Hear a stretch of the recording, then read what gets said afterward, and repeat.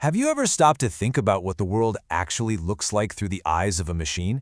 It's not a world of shapes and colors, you know? It's a world of pure, unadulterated numbers. So today, we're going to peek through those eyes and really break down the incredible field of computer vision.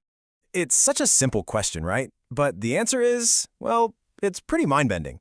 Because for a computer, seeing has nothing to do with cameras and lenses in the way we think about it. It's all about translating our vibrant, chaotic world into the cold, hard logic of data. Okay, so to really get how a machine sees, you kind of have to forget everything you know about sight. Seriously, because for a computer, every single image, from a selfie to a stunning sunset, is just a massive grid of numbers. That's it. I mean, when we look at this, our brains just know. We see flowers, we see leaves, we see textures and depth. It's all instant. It's intuitive. We get the whole picture in a fraction of a second. But a computer, it doesn't see any of that, not at first. What it sees is this, a giant grid of tiny single-colored squares. We call them pixels. That's literally it. Every complex, beautiful photograph you've ever seen is, to a machine, just a mosaic of little dots. And here is the absolute key to all of this. To understand the whole picture, the computer has to first understand the numbers that define each and every one of those tiny, tiny dots. So it starts by breaking the color apart. First, it scans the entire grid and gives every single pixel a value, based only on how much red light is in it. All the other color info, it just ignores it for now.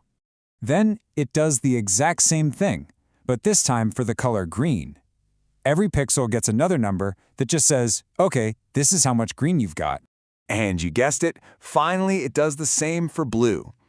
And once you have those three numbers for every single pixel, a value for red, a value for green, and a value for blue, you have everything, literally everything the computer needs to perfectly rebuild that original image. Now this is a really cool way to visualize it. Just think of every possible color as a specific point in a 3D space. You've got your red, green, and blue axes. Black is right at the beginning at 0, 0, 0, and bright white is at the far corner. Every other color you can imagine is just a coordinate somewhere inside that cube. So a picture isn't a picture, it's just millions of coordinates in this color space. Wild, right? All right, so the computer has this giant spreadsheet of numbers. Now what? How does it actually start to make sense of it all? Well, it has to start looking for clues, or what engineers call features. The very first step is called feature detection. Basically, special algorithms scan through all that pixel data, and they're looking for sudden changes, like a big jump in brightness or color. Those changes usually mean there's an edge, or a corner, or the boundary of an object. This is how the machine starts to build a basic sketch of the world it's seeing. Now, the features we've been talking about, the edges and corners, those are found in what we call raster, or pixel-based images. That's how your photos are stored. It's probably worth mentioning the other type real quick, vector images. Instead of pixels, they use math, lines and curves. That's why a company logo can be blown up to the size of a billboard and still look perfect, while zooming in on a photo just shows you a bunch of squares. But for a computer to learn to see the real world, it absolutely has to master the messy, complicated world of pixels. Okay, finding edges is one thing, but being able to recognize a face in a crowd or a specific type of flower, that's a huge leap. And that leap is only possible because of the truly revolutionary part of this whole story, machine learning. So let's see how this works. This is where it gets really, really clever. Imagine we want a machine to be able to tell different plant species apart. We can't just write a bunch of rules to describe them. We have to show it. So what we do is we feed the computer hundreds, maybe thousands of examples. And for each one, we measure key features. Let's say the length and the width of the leaves. Each plant then becomes a single dot on a graph, with its measurements being its coordinates. Now check this out. This is the most basic building block of an artificial brain, a single artificial neuron called a perceptron. And its job is incredibly simple. It just looks at all those data points and learns the best possible place to draw one straight line that separates the two groups of plants. Anything on one side is plant A, and anything on the other is plant B. Simple as that. But here's where the magic happens. One of those neurons can only draw a simple line, but when you connect millions of them together, in layers upon layers, they stop drawing lines and they start recognizing incredibly complex, abstract patterns. The first layer might find simple edges. The next layer might combine those edges into basic shapes. The layer after that combines shapes into objects, until the final layer can confidently say, yep, that's a cat, Or, hey, that's my owner.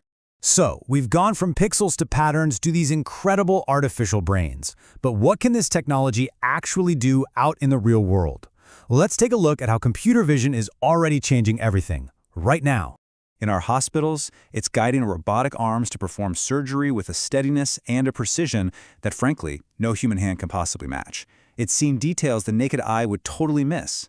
Millions and millions of miles away on a whole other planet, it's allowing rovers to see and navigate the dangerous Martian landscape, making brand new discoveries all on their own. And back here on Earth, our factories are being transformed by it. You have vision-guided robots assembling pretty much everything, from our cars to our phones, with an efficiency that never gets tired. Look up in the skies, and it's giving drones the power to fly themselves, avoiding obstacles and carrying out all sorts of tasks, from delivering packages to helping in search and rescue missions. And you know what? It's the ultimate quality inspector. The same ideas that help it find edges can be used to spot a tiny bruise on an apple or a microscopic crack in a circuit board, making sure the stuff we use is safe and reliable. And it's even made its way into our homes, right? It's powering those smart security cameras that can actually tell the difference between a falling leaf and the delivery guy, giving us convenience and, a little more peace of mind. So, from a simple grid of numbers to a thinking, seeing machine, it's just an incredible journey. But as this technology gets more and more powerful, it leaves us with a really important question to think about. As we teach machines to see our world, what will they end up showing us? Not just about the world, but about ourselves.